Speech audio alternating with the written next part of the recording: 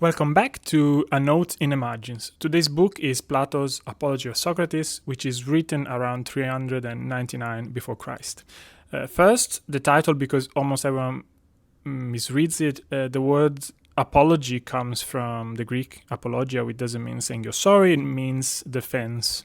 It's the speech that you give in your own defense in a court of law. So that's exactly what this book it is. The speech of Socrates that he gave at his own trial when the city of Athens charged him with impiety and with corrupting the youth, and then sentenced him to death. It was written down by one of his students, which is a young man named Plato at the time, who was sitting there in the courtroom and watched the whole thing happen. So today, as always, we will see the life of the author, my notes on the book, and then I sit down and ask Socrates himself the one question I couldn't put down. So let's get into it. Plato was born in Athens around 428 before Christ in one of the oldest and wealthiest aristocratic families in the city. His father was named Ariston and traced his line back to the early kings of Athens, and his mother, Perictione, was descended from the family of Solon, the great lawgiver. His two brothers, Glaucon and Adeimantus, appear as characters in his Republic, and his sister's son, Spesippus, would one day inherit his school. The tradition says that Plato was actually named Aristocles after his grandfather, and that Plato was a nickname from a Greek word meaning broad, given for his broad shoulders or broad style, but the first is probably more likely. Two things matter here. First, it is a young man born at the very center of Athens and the Athenian power, raised and expected to go into politics and one day help rule the city. And second, his own family was tied to both sides of the coming storm to Athens at that time. Two of his relatives, Critias and Charmides, would become actually leaders of the oligarchy that comes that decade. So around 407, Plato fell in with Socrates and stayed close to him for the better part of the decade. Then Athens turned on itself. In 404, the city lost its long war with Sparta, and 30 men, which are called the 30 tyrants, including Plato's relatives, seized power. So the brief rule was very violent, as Plato later wrote, that it made the old democracy look like a golden age. The regime, though, fell, and then democracy was restored, but in 399, that same restored democracy put Socrates on trial for impiety and corrupting the youth, and eventually executed him. Plato was about 28 years old, and he was there in the courtroom when that happened. In a letter written late in his life, the seventh lector, he tells us plainly that he had meant to enter politics, and that watching his city kill the man he considered the most just of his time is what turned him away from that and towards philosophy instead. After Socrates' death, Plato leaves Athens. He spends the next years traveling, first to Megara and then to Egypt, to Cyrene, and to the southern Italy and Sicily, where he encounters the followers of Pythagoras and their devotion to mathematics. Around 388, he visits Syracuse in Sicily at the court of its tyrant, Dionysius I, then makes a lifelong disciple in Dion, the tyrant's young kinsman, but angers Dionysius himself. And the story goes that he was handed over and sold into slavery actually before a friend recognized him and bought his freedom back. Around 387, back to Athens, and now about 40 years old, he founds his school. And he founds it in a grove sacred to the hero Academus, just outside the city wall, and from here the school's name Academy. That school, the Academy, became the first great institution of higher learning in the Western world, and it will last for nearly 900 years. A teenage from the north named Aristotle will enter it and stay for 20 years. By the way, if you are interested in taking taking a look at Aristotle's Nicomachean Ethics is the episode 1 of the series, and you can find the link in the description. Twice more, in 367 and again in 361, Plato returns to Syracuse, this time to try to educate the new young ruler, Dionysius II, into a kind of philosopher king, the very idea that he argues for in the Republic. But both attempts fails, and the second nearly actually costs him his life. He spent his last decades teaching and writing in the academy, and he died in Athens around 348, about the age of 80. The school passed not to Aristotle, which was his greatest student at the time, but to his nephew, Speusippus. One last thing, and it is the key to very important considerations. In almost all of his writings, Plato never speaks on his own name. He writes dialogues, conversations, and he lets Socrates do the talking.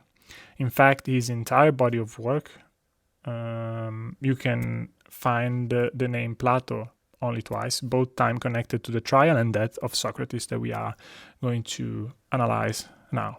So everything Plato wrote can be read as one long defense of his teacher, the man that his own city condemned. And especially in the Apology, the book we're reading today, is where that defense begins. The Apology is structured in 3 monologues, which represent the 3 times that during the process Socrates spoke to defend himself from the accusations brought by Meleto. And the first monologue is the longest. Socrates first addresses the rumors and accusations that he says have been spread in the city for many years and for which no single man can be found responsible. It is the false reputation of himself that he wants to address first. These accusations are that he, as a philosopher, inquires and talks about things in the sky and under the earth, and that with his own words he can make weak reasonings and logic strong. And that he spreads this knowledge and is paid for these teachings. So Socrates' defense against this accusation is actually pretty straightforward. He simply says, ask anyone in the city whether this is the truth, and they will tell you it is not the truth. He then reminds the judges and the fellow citizens following the trial on the Delphic oracle, which said that no man is more knowledgeable than Socrates. Since he found this odd himself, he says, and he didn't think he had the knowledge of anything, and yet the god cannot lie, he went investigating, talking with politicians, poets, artists, and artisans, and then he found out that they too didn't know much about anything. And even if they knew something about their art, this knowledge fooled them into thinking they knew something about other things too, which made them ignorant and wrong in return. So that is how Socrates is the most sapient. And from here comes the famous line, he's the most sapient because he's conscious of his own ignorance, right? And because human knowledge is nothing. I know that I do not know. But these interrogations and continuous investigations put powerful men in a bad light, especially because Socrates was doing these interrogations in public. And so resentment, hate, and false accusations spread. He then comes to Meletus' accusations, which is that Socrates don't believe in the gods of the city and corrupts the youth.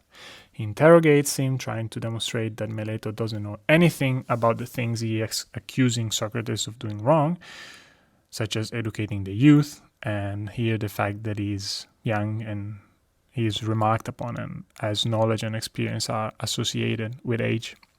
The famous example of the horse trainer is made, where he says that just as only a few men can make horses better, then it's the same for men. And it is the case that Socrates is one of those few. As for not believing in the gods, this is also obviously false, he says, since he follows the demon inside his head that always talks and tells him no. It never exhorts him to action, but always to abstain from it. If he believes in the demon, which is the son of gods, how can he not believe in the gods? That would make no sense. Socrates, in fact, is driven by a godly or demonic mission, to remind his fellow citizens that nothing is more important than virtue and their soul, and that no virtue comes from wealth, but that from virtue comes wealth and every other good thing in life, but in public and in private.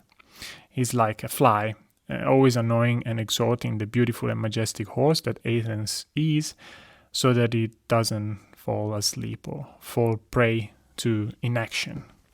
He's not afraid of death, he says, because it would be scarier to go against what the demon and the god tell him to do. And no bad things can come from a lesser man to a better man. Also, we are completely ignorant of what death brings, so why be afraid of it?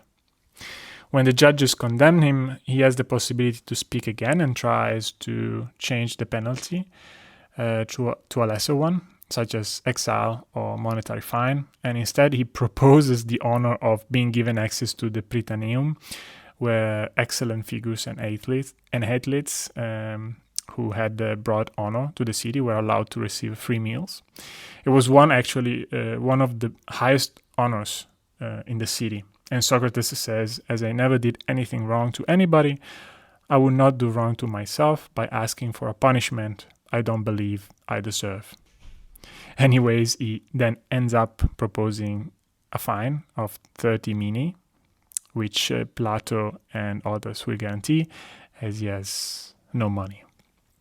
But the speech seems to offend the jury, and most of the positive votes that he received in the first votation shift to condemning Socrates in the second and last vote.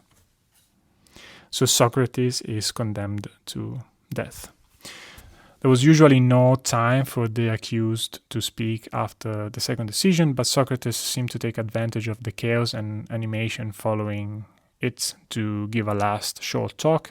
He says here, "One thing that I found really true, that evil runs faster than death."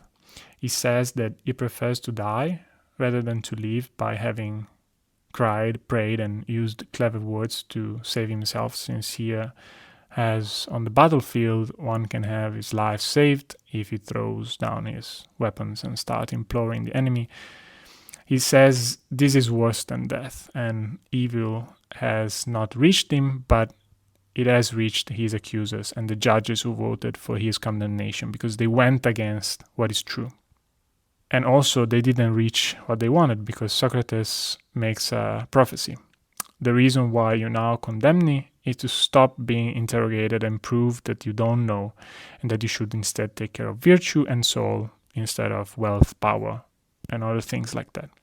But that won't go away with me. Instead, it will grow stronger, and you will be questioned and interrogated by the many who listen to me, and even more vigorously. He then finishes by talking with the judges who found him not guilty. He says that they shouldn't be worried because the voice of the God not once during his discourse told him to stop. This tells him that his accusers, even if with the intent of doing him harm, did him good because the God didn't oppose the path he was on. And that is possibly a good thing. If it is just a long night without dreams, then it is the end of all the pains and troubles of life. If instead we are transported somewhere else, what a better thing, because he will rejoice in meeting great people and demigods and will interrogate them about what they know to see if they really know or they do not know anything. The conclusion of the apology is this: it is now time to go. I go towards death and you go towards life. But which of us is going towards what is best? Nobody knows except for the God.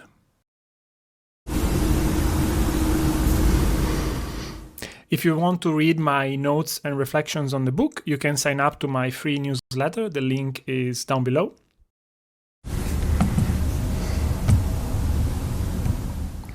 Hi Socrates, I was there at the process where Meleto accused you of impiety and of talking about the things in the sky and the things under the ground, under the earth, and corrupting the youth and many other false accusations. And yet you said that the demon voice inside your head never said no once in this process, and so that maybe the death it led you to is not the wrong, and it's probably the best thing. And it made me think about why do you think the demon in your head, the voice, always tells you no? So always tells you if something you're doing or saying or the path you're on is wrong, and never actually proposes you anything. So it's only a voice that tells you when you're doing something wrong, but it's not a voice that tells you on which path to actually go and what to do. And I was wondering, why do you think that's the case? You were there? Then you have already spent more of your day on my affairs than my own sons have, and you have noticed something I have wondered at for 60 years without settling it. Let me first take one small thing from your account, not to score a point, but because words matter in these things. It is not a demon in my head, and I would not have Meletus hear you call it that. He has enough to work with. It is a daemonian, a divine sign, a something that comes to me. Where it comes from, I do not know. What it does, I know exactly. When I am about to do a thing that would be wrong, it stops me, and when I am not, it says nothing at all.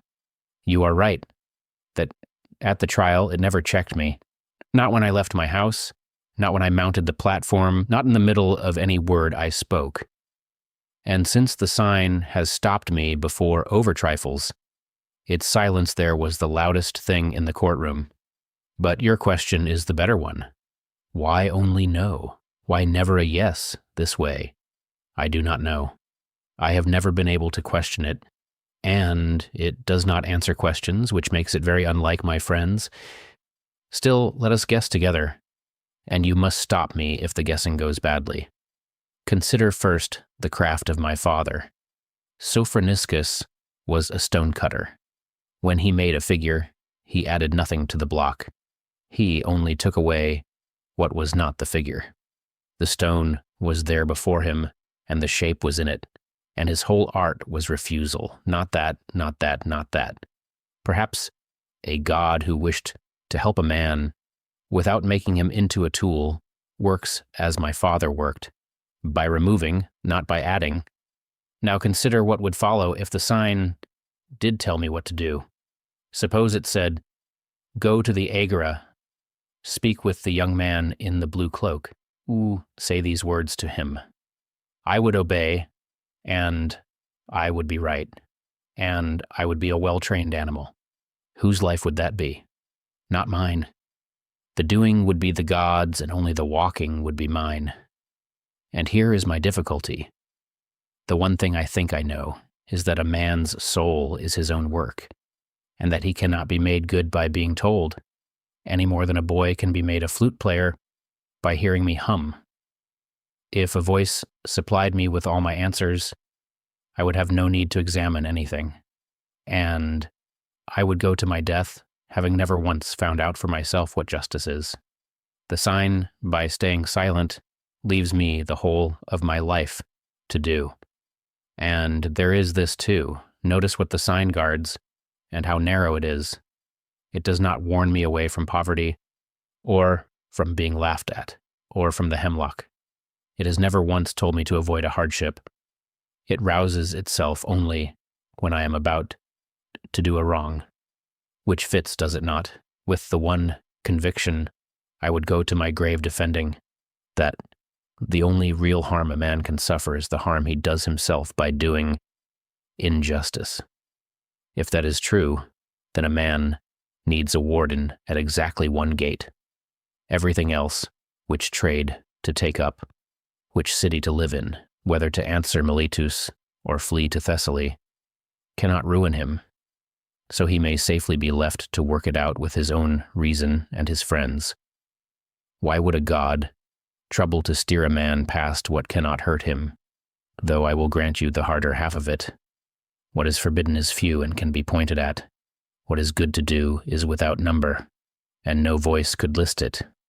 So even a generous God might have nothing to say, but not that, and leave the rest to us.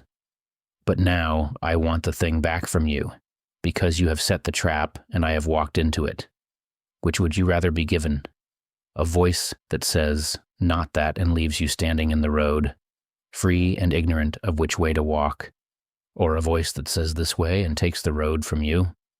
I begin to think a man who was told what to do would be safe and would not be good, yet I am not certain, and I am about to die on the strength of a silence. So tell me where I have gone wrong if you can see it. If you also want to chat with the author, take a look at Stoa, our startup where we provide access to many authors and minds of the past. The link is down below.